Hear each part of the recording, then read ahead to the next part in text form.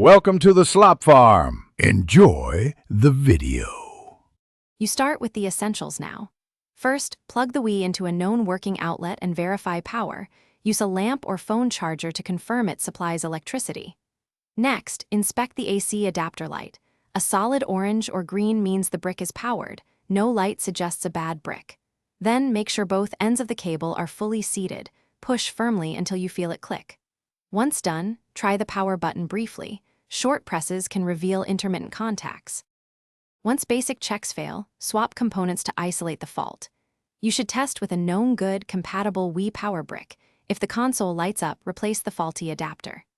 If not, power down and remove the SD card and any peripheral. Then, if your model has an internal clock battery, reseat or replace the CR2032 to rule out related boot issues. If you open the case, look for loose connectors, lifted solder joints, or a burnt odor. Make sure to ground yourself to avoid static damage. Finish by cleaning and testing. Unplug everything, use 90% plus isopropyl alcohol and a cotton swab to clean the power jack and board contacts, then let them dry fully. Next, measure the power brick and console jack with a multimeter. Verify the DC output matches the model specification. Many Wii bricks output about 12 volts. If the console remains unresponsive, document exact symptoms, LED behavior, sounds, smells, and consult a professional.